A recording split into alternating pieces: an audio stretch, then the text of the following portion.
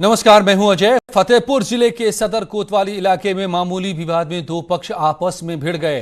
दोनों तरफ से जमकर मारपीट हुई। शहर के दुर्गा नगर इलाके में इस मारपीट में दो लोगों को गंभीर चोटें आई हैं। मारपीट में घायल हुए लोगों को इलाज के लिए जिला अस्पताल में भर्ती कराया गया है। मारपीट का वीडियो सोशल मीडिया में जमकर वायरल हो रहा है।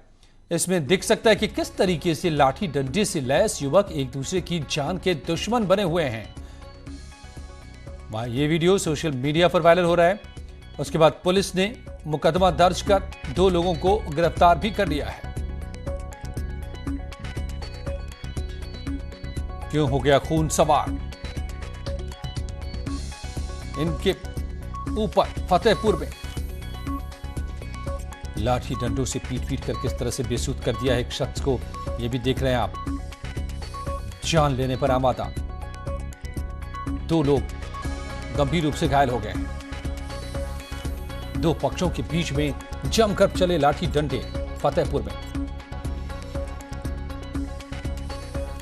और जब सब कुछ इस दौरान कोई मोबाइल से शूट कर रहा था, वीडियो वायरल किया, फिर पुलिसिया कार्रवाई हुई है। दो लोगों की गिरफ्तारी हुई है। बदायूं में एक लड़की के साथ छेड़छाड़ करना दो युवकों पर भारी पड़ा। लड़की के परिजनों ने इस मामले में लड़के के घर वालों से शिकायत की है, मगर लड़के के परिजनों ने मामले को टाल दिया। इसके से नाराज होकर लड़की के परिजनों ने लड़के के घर पर हमला बोल दिया और घर में आग लगा दी। घटना का वीडियो सामने आया है। ये देखिए तस्वीर, किस तरीके से लड़की के परिजनों ने जाकर लड़के के घर में आग लगा दी, पत्थरबाजी भी की।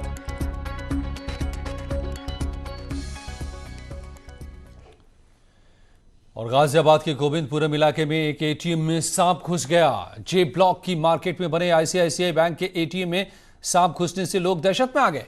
ये सांप एटीएम मशीन के भीतर घुसने की कोशिश कर रहा था। लोगों ने सांप को निकालने की तमाम कोशिशें की, मगर सांप यहां से नहीं निकल पाया और आखिरकार एटीएम को बंद कर उसके गेट पर नोटिस चिपका दिया गया है। तो एटीएम में कहीं से सांप चला आया और इसके बाद सांप लोगों से छिपने की कोशिश में और सांप को भगाने में लोग उसको घेरे खड़े रहे, लिहाजा सांप भीतर ही फंस गया, निकल नहीं पाया। आखिरकार इस एटीएम के दरवाजे को बंद करके नोटिस लगा दिया गया है और कहीं छिपने की कोशिश में एटीएम मशीन में किस तरह घुसने की ये कोशिश कर रहा है एक सुराख को देखते हुए। ये भी देखिए, मगर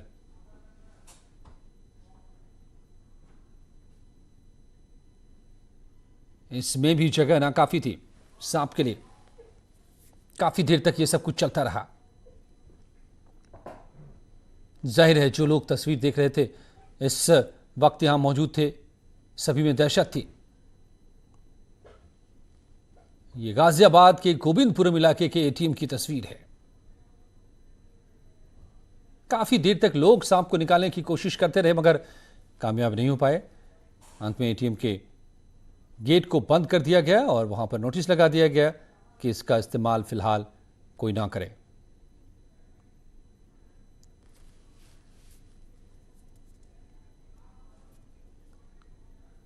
दरअसल ऐसे मौकों पर होता यह है कि अगर सांप के सामने इंसान आ जाए तो सांप खुद बहुत ही शर्मीला और डरपोक जंतु होता है। वो भागने की कोशिश करता है, वो छिपने की कोशिश करता है और वहीं करता दिख रहा है ये सांप। मगर लोग एटीएम के दरवाजे पर उसे घेरे खड़े हैं, उसे निकालने की कोशिश कर रहे हैं। वो छिपकर भागने की कोशिश कर रहा है और ये जद्दोजहद चलता रहा काफी देर तक। अगर इसको छोड़ दिया जाए दरवाजे को खोलकर तो सांप खुद ब खुद निकलकर चला जाएगा। अमित राणा हमारे संवाददाता मेरे साथ जुड़ गए। अमित, तो आखिरकार क्या है इस एटीएम का इस वक्त हाल? देखिए, मैं आपको बताना चाहूंगा अजय कि जिस तरीके से गाजियाबाद के गोविंदपुर इलाके में ये बना हुआ था एटीएम, उसमें जैसे ही लोग वहां पैसे निकालने के लिए वहां अंदर पहुंचे तो उन्होंने देखा कि एक सांप वहां पर बैठा हुआ था। जिसके बाद जो लोग वहां एटीएम से पैसा निकालने के लिए गए वो सकपका गए और वहां से बाहर निकल आए। इसकी सूचना तुरंत दी गई शासन और प्रशासन को। वहां वन विभाग की टीम भी पहुंची और बड़ी मशक्कत के बाद से उसको वहां से निकाला भी गया और लोगों ने वहां से निकालने के बाद राहत बड़ी सांस ली। लेकिन एक बड़ा जो लोगों के अंदर ये था कि जिस तरीके से यहाँ सांप पहुंचा है तो उसके बाद से ही लगातार लोग बाग इस बात को लेकर सकते में थे और डर रहे थे कि कहीं ना कहीं कि जिस तरीके से सांप आया है और इस रिहायशी इलाके में आया है तो ये बड़ी बात सोचने वाली है। अमित राणा हमें बता रहे थे कि लोगों में अभी डर बना हुआ है, हालांकि सांप कहीं भी हो सकता है। हम इंसानों ने धरती के ज़्यादातर हिस्सों पर कब्जा जमा लिया है, लेकिन धरती इनकी भी है और ये कहीं भी हो सकते हैं। मगर फिलहाल रात की बात यह है कि इस एटीएम से सांप को बाहर कर दिया गया है और अब एटीएम काम कर रहा है। और इस वक्त की बड़ी खबर, लखनऊ की मेयर ने सैनिटाइजर बांटने में गड़बड़ी के आरोप लगाए हैं। मेयर संयुक्ता भाटिया ने कहा है कि लखनऊ में सैनिटाइजर बांटने के लिए शीशी खरीद में घोटाला हुआ है। संयुक्ता भाटिया ने दावा किया है कि सैनिटाइजर बांटने के लिए 50 मिलीलीटर की छोटी शीशी महंगे दामों में खरीदी गई। उनका आरोप है कि 2 रुपए की खाली शीशी को संबंधित अधिकारियों ने 10 रुपए की दर से खरीदा। मेयर संयुक्ता भाटिया ने इस पूरी गड़बड़ी की जांच के लिए नगर आयुक्त को अब चिट्ठी लिखी है।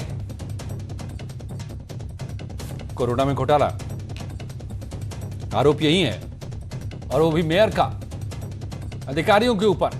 2 रुपए की शीशी 10 रुपए में खरीद दी, 8 रुपए किसकी जेब में गए? तो लखनऊ की मेयर संयुक्ता भाटिया का सनसनीखेज आरोप। अलाउद्दीन जुड़ गए हमारे संवाददाता। अलाउद्दीन, तो कोरोना के काल में घोटाले की कोशिश क्या है, पूरी जानकारी? देखिए, बड़ा लेटर बम आज राजधानी लखनऊ में फूटा है और मेयर ने खुद अपने ही लोगों पे बहुत गंभीर आरोप लगाए हैं। ये पूरा मामला ये है कि 50 ml की सैनिटाइजर को बनाने के लिए जो खाली शीशी खरीदी जाती है उससे जुड़ा मामला है। अपने लेटर में संयुक्ता भाटिया ने लिखा है कि ये जो है खाली शीशी 2 रुपए की मार्केट में आती है और नगर निगम में कर्मचारी और अधिकारी मिलकर इसको ज्यादा रेट पे यानी कि 10 रुपए शीशी खाली खरीद रहे हैं, यानी 8 रुपया प्रति शीशी कमीशन बाजी में जा रहा है। 10,000 शीशियां खरीदी गई हैं, यानी 10 करोड़ का सौदा हुआ है। वास्तव में इसकी कीमत 2 करोड़ होनी चाहिए और नगर निगम के अधिकारियों कर्मचारियों ने मिलकर उसको 10 करोड़ खरीदा है, यानी 8 करोड़ के घोटाले का वो आरोप लगा रही है। पूरे जो है सैनिटाइजर की जो शीशी खाली 50 ml खरीदी गई है, उन्होंने जो है नगर आयुक्त को पत्र लिख करके कहा है और बेहद सख्त लफ्जों में कहा है कि 24 घंटे के अंदर पूरे मामले में जो कर्मचारी अधिकारी दोषी हैं उनको आप रिपोर्ट में इंगित कीजिए, उनको उनके खिलाफ कार्रवाई कीजिए और मुझको इस बारे में सूचित भी कीजिए। तो ऐसे में कोरोना काल के का भी जिक्र उन्होंने कहा है और कहा है कि इस संकट की घड़ी में अगर इस तरह का भ्रष्टाचार और घोटाला लखनऊ में हो रहा है तो इस तरह के हालात जाएंगे। जी अलाउद्दीन, योगी आदित्यनाथ डंडा लेकर पूरे प्रदेश में घूमे फिर रहे हैं करप्शन के खिलाफ लगातार, और यहां उनकी नाक के नीचे अगर ये सब हो रहा है, कोई रिएक्शन आया है दूसरे पक्ष से जिन पर आरोप लगा है? जी हाँ, बिल्कुल। संयुक्ता भाटिया, इससे पहले भी 2 बार ऐसा हुआ है जो लखनऊ के नगर आयुक्त हैं उन पर इस तरह का पर्सनल आरोप भी लगा चुकी हैं। इससे पहले होर्डिंग के मामले में भी उन्होंने कटघरे में खड़ा किया था नगर निगम के लोगों को। इसके अलावा कुछ टेंडर्स के मामले में भी उन्होंने सवाल खड़े किए थे। तो ये ऐसा पहला मामला नहीं है कि जो है संयुक्ता भाटिया ने इस तरह के आरोप प्रत्यारोप लगाए हैं, लेकिन क्योंकि कोरोना का जो काल है, संकट का काल है, हम तमाम लोगों को मिलकर के इस जंग को लड़ना है। जबकि अगर भ्रष्टाचार और इस तरह की बातें निकल करके आएंगी मुद्दे में तो कहीं ना कहीं बात बिगड़ती हुई दिखेगी। साफ तौर पे देखना होगा कि इस आरोप का जवाब क्या हो रहा है और इस पर आगे कार्रवाई क्या होती है, क्या पूरी जांच होती है या वाकई 8 करोड़ का यहां पर वारा न्यारा कर दिया गया है, क्या है पूरा इस आरोप का सच। और अयोध्या में एक फर्नीचर की दुकान में देर शाम भीषण आग लगे। दमकल विभाग ने कड़ी मशक्कत के बाद आग पर काबू पाया। आग इतनी ज्यादा थी कि कई किलोमीटर दूर से उठ रहा धुआं देखा जा सकता था। घटना अयोध्या के थाना कैंट के ट्रांसपोर्ट नगर आरटीओ ऑफिस के पास की है। आग का फिर एक और देश में कोरोना वायरस के संकट से निपटने के लिए लॉकडाउन लागू है। इसके चलते कई गतिविधियों पर ब्रेक लगा हुआ है। लॉकडाउन के कारण जेईई एडवांस की परीक्षा भी नहीं हो पाई। अब 23 अगस्त को जेईई एडवांस की परीक्षा कराए जाने की घोषणा कर दी गई है। केंद्रीय मानव संसाधन एवं विकास मंत्री रमेश पोखरियाल निशंक ने कहा है कि जेईई एडवांस एग्जाम 23 अगस्त को कराया जाएगा। क्या कहा है निशंक साहब ने, सुन लीजिए। एक और आग्रह था कि और विद्यार्थियों का जो जेईई एडवांस की तैयारी कर रहे होंगे, तो ये सुनिश्चित किया गया है कि ये 23 अगस्त को ये जेईई एडवांस की परीक्षा सुनिश्चित होगी। मुझे आशा है, भरोसा है कि आप सभी लोग बहुत मस्ती के साथ पढ़ रहे होंगे और जो तिथियां घोषित हुई हैं, इन तिथियों की आप अपनी तैयारियां कर रहे होंगे। पीएम मोदी और सीएम योगी ने आज वीडियो कॉन्फ्रेंसिंग के जरिए बुद्ध पूर्णिमा कार्यक्रम में हिस्सा लिया। ये कार्यक्रम कोरोना वायरस से पीड़ितों, कोरोना योद्धाओं के सम्मान में आयोजित किया गया। दुनिया में कोरोना महामारी के असर के कारण इस बार बुद्ध पूर्णिमा समारोह एक वर्चुअल डे के तौर पर मनाया जा रहा है। सुबह पीएम मोदी ने बौद्ध भिक्षुओं से बात की तो सीएम योगी ने शाम 4:30 बजे वीडियो कॉन्फ्रेंसिंग के जरिए सभी से बात की। साथियों, लॉकडाउन की इस विकट परिस्थितियों में भी वर्चुअल बैसाख बुद्ध पूर्णिमा दिवस समारोह, इसके इस आयोजन के लिए अंतर्राष्ट्रीय बौद्ध संघ प्रशंसा के पात्र है। आपके इस अभिनव प्रयास के कारण ही इस आयोजन में विश्व भर के लाखों अनुयायी एक दूसरे के साथ जुड़ रहे हैं। लुम्बिनी, बोधगया, सारनाथ और कुशीनगर के अलावा श्रीलंका के श्री अनुराधापुर स्तूप और वासुदेवा मंदिर में हो रहे समारोहों का इस तरह एकीकरण कितनी अद्भुत कल्पना है, कितना सुंदर दृश्य है। वर्तमान परिप्रेक्ष्य में हम सब मिलकर के भगवान बुद्ध के शांति, करुणा, मैत्री आदि के संदेशों को जन जन तक पहुंचाने और मानव कल्याण का मार्ग प्रशस्त करने का जो महात्मा बुद्ध का संदेश था, एक बार फिर से भारत की धरती से आप सभी आदरणीय भदंत और भंते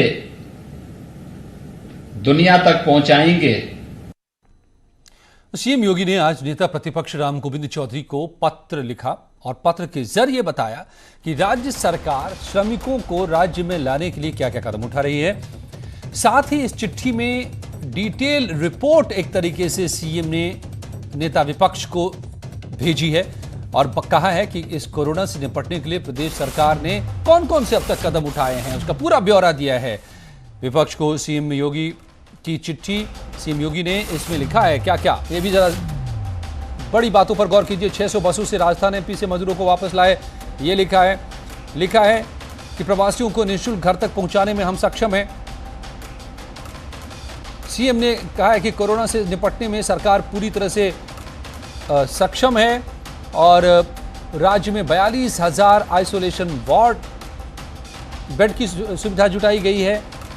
21,500 क्वारंटीन बेड तैयार किए गए हैं। 1,209 वेंटिलेटर बेड भी उपलब्ध किए गए हैं। और इसके साथ ही करीब 8 पन्नों की इस चिट्ठी में सीएम ने नेता विपक्ष को एक लोकतांत्रिक जिम्मेदारी को निभाते हुए पूरी रिपोर्ट कोरोना से जंग के दौरान सरकार के उठे कदमों को बताया है।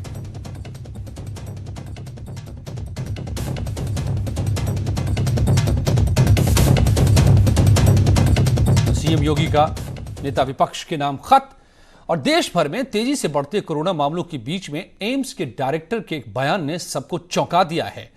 एम्स के डायरेक्टर रणदीप गुलेरिया ने अपने बयान में कहा है कि जून जुलाई में कोरोना के केस तेजी से बढ़ेंगे। गुलेरिया ने कहा है कि 2 चीजें देखने की जरूरत है। जैसे जैसे केस बढ़ रहे हैं, हमारी टेस्टिंग बढ़ रही है। अगर टेस्टिंग बढ़े अच्छी बात है, मगर केसेस कम होने चाहिए जो अब तक नजर नहीं आ रहे, और इसलिए आगे भी हमें बहुत ज्यादा सतर्क रहना होगा। जैसे जैसे हम कह रहे हैं कि केसेस बढ़ रहे हैं, हमारी टेस्टिंग भी बढ़ी है। अगर हम उसका रेशो देखें कि हमने कितने टेस्ट किए और कितने पॉजिटिव आए, उसके हिसाब से अगर देखें तो वो उतना ही आंकड़ा है 4 to 4.5%। तो ये बात भी सही है कि ऑल्दो केसेस बढ़ रहे हैं, वो इसका एक कारण ये भी हो सकता है कि हम जहाँ 1000-1500 टेस्ट रोज के कर रहे थे वहाँ हम 80,000 से ज़्यादा टेस्ट कर रहे हैं। और दूसरी चीज़ ये भी है कि सही है कि अगर हम कुछ सक्सेस चाहते हैं तो चाहे हमारे टेस्टिंग बढ़ें, केसेस जो हैं वो फ्लैटन होने चाहिए या कम होने चाहिए जो नहीं हुए हैं। तो इसीलिए हमें सतर्क रहने की ज़रूरत है, ज़्यादा एक्टिव रहने की ज़रूरत है, स्पेशली जो हॉटस्पॉट्स हैं वहाँ पे बहुत प्रोएक्टिवली काम करने की ज़रूरत है क्योंकि वो एक ऐसे एरियाज़ हैं जहाँ पे केसेस ज़्यादा बढ़ रहे हैं और ये गिने चुने एरियाज़ हैं। लॉकडाउन में अलग अलग प्रदेशों में फंसे श्रमिकों की घर वापसी का प्लान रंग ला रही है। योगी सरकार लाखों श्रमिकों को लाने के लिए बड़े पैमाने पर तैयारियां भी कर चुकी है।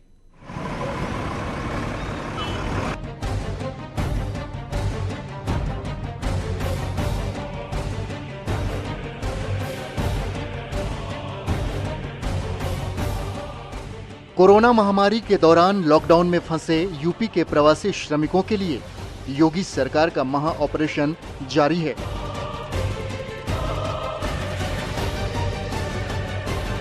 अब तक 6.5 लाख कामगारों की प्रदेश वापसी हो चुकी है। बाकी 4.5 लाख श्रमिकों के लिए ट्रेनें लाने का काम कर रही हैं। इस महा ऑपरेशन में प्रवासी श्रमिकों की घर वापसी जारी है। अब तक 36 ट्रेनों से 42,649 श्रमिक आए। आज 20 ट्रेनों से लाए जा रहे हैं 24,000 कामगार। 43 ट्रेनों से 51,600 श्रमिक आने के लिए तैयार हैं। कुल 99 ट्रेनों से 1,18,249 श्रमिक और आएंगे। योगी सरकार ने इन श्रमिकों के आंकड़ों को जारी करते हुए कहा कि प्रदेश के सभी प्रवासी मजदूरों के लिए पूरी स्क्रीनिंग के साथ लाया जा रहा है। साथ ही प्रदेश में पहुंचते ही इनके लिए खाने पीने की व्यवस्था के साथ मेडिकल की सुविधाओं का पूरा ध्यान रखा गया है। Bureau report, news 18।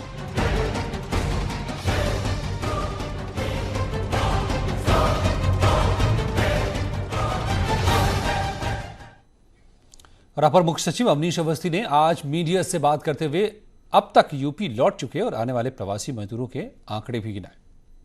कुल मिला के 43 ट्रेनें 43 ट्रेन आज प्रदेश में आ चुकी हैं और इन 43 ट्रेन में 51,371 हमारे श्रमिक आ चुके हैं अलग अलग राज्यों से।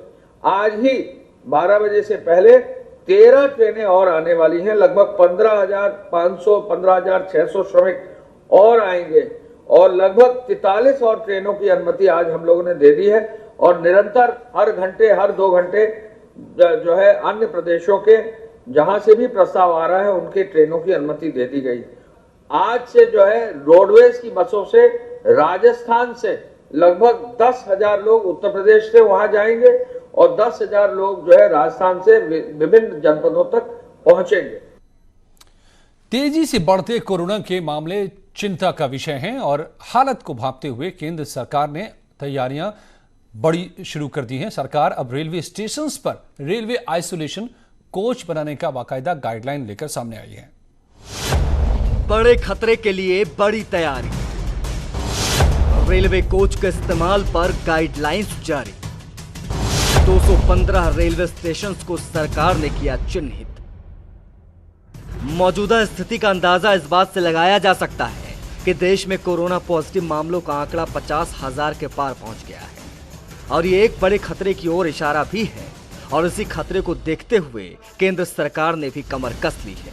केंद्रीय स्वास्थ्य मंत्रालय ने एक नई गाइडलाइन जारी करते हुए कहा है कि देश भर में 215 स्टेशंस को कोविड केयर सेंटर के रूप में इस्तेमाल किया जाएगा। इन स्टेशंस पर कोरोना मरीजों के लिए आइसोलेशन कोच तैनात किए जाएंगे। सरकार ने देश भर के 215 स्टेशंस की लिस्ट जारी कर दी है। कोरोना संक्रमण के वो लोग जो माइल्ड रूप से संक्रमित हैं, उनके लिए ज्यादा क्रिटिकल होने की संभावना नहीं होती। लिहाजा इस वजह से ऐसे माइल्ड संक्रमित मरीजों को इन आइसोलेशन कोच में रखा जाएगा। रेलवे अभी तक 5,000 ट्रेनों के कोच को आइसोलेशन वार्ड में तब्दील कर चुका है और इनमें सारी हेल्थ फैसिलिटीज उपलब्ध करवाई गई है। लेकिन अब 23 राज्यों के 215 स्टेशन पर आइसोलेशन वाली ट्रेनों को खड़ा किया जाएगा ताकि आइसोलेशन वार्ड को यूज किया जा सके। कोरोना मामलों में बढ़ोतरी को देखते हुए स्वास्थ्य मंत्रालय ने गाइडलाइंस जारी की। केंद्र ने 215 रेलवे स्टेशन की सूची जारी की है। इन स्टेशनों पर रेलवे आइसोलेशन कोच को तैनात किया जाएगा। इन्हें कोविड केयर सेंटर के तौर पर इस्तेमाल किया जाएगा। संदिग्ध और संक्रमित मरीजों को इन विशेष कोच में रखा जाएगा। 215 स्टेशन में सबसे अधिक उत्तर प्रदेश के 27 रेलवे स्टेशन शामिल हैं। विशेष कोच में मरीजों के लक्षण और स्वास्थ्य का ख्याल रखा जाएगा। राज्यों के मांग के मुताबिक रेलवे विशेष कोच को इन चुने हुए स्टेशनों पर तैनात करेगा, जो आने वाले खतरे को देखते हुए अहम कदम माना जा रहा है। Bureau report, news 18। आगरा में 5 दिन पहले एक महिला सिपाही ने बेटी को जन्म दिया, लेकिन जन्म देने के 4 दिन बाद ही महिला की कोरोना से मौत हो गई। लेकिन महिला सिपाही की मौत के बाद अब परिवार के 4 लोग भी बीमार हो गए। इस वजह से परिवार डर के साए में जी रहा है। परिवार का सुर लेने वाला कोई नहीं है। बेटी है और सर छोटा सा बेटा भी है और सर सारे लोग सर क्या कहते हैं बहुत परेशान हैं और कोई सर यहाँ पर कोई भी सुनवाई नहीं हो रही है। मेरी पूरे प्रशासन से मांग है कि यहाँ पर सर उनके सैंपल लिए जाए, जांच कराई जाए, क्वारंटीन किया जाए। कोई देखभाल नहीं है सर। पूरा घर काफ़ी सर विचलित है, ना कोई घर में किसी को छू रहा है। पूरी गली मेरी धूमधाम पड़ी हुई, कोई सर कुछ नहीं देख रहा है सर। ना सर खाने की व्यवस्था है ना कुछ भी सर। बहुत प्रॉब्लम हो रही है सर यहाँ पे। और सर 4 लोग घर में पीड़ित हैं, उनको ऑलरेडी सर सर्दी जुकाम खांसी बुखार की बहुत शिकायत है। ये एक परिवार का दर्द है, ये एक परिवार का डर है, ये एक परिवार की सरकार से गुहार है। लेकिन अफसोस, इनका सुध लेने वाला कोई नहीं। आगरा में कोरोना वायरस मौत का तांडव कर रहा है। 4 दिन पहले यहाँ एक महिला सिपाही ने बच्ची को जन्म दिया, लेकिन जन्म देने के 4 दिन बाद महिला सिपाही की मौत हो गई। कोरोना टेस्ट हुआ तो मृतक महिला सिपाही कोरोना पॉजिटिव निकली। मौत कोरोना से हुआ, लिहाजा परिवार ने शव से दूरी भी बना ली, लेकिन बावजूद इसके परिवार में कई लोग बीमार हो गए। जारी है आगे खबरों का सिलसिला।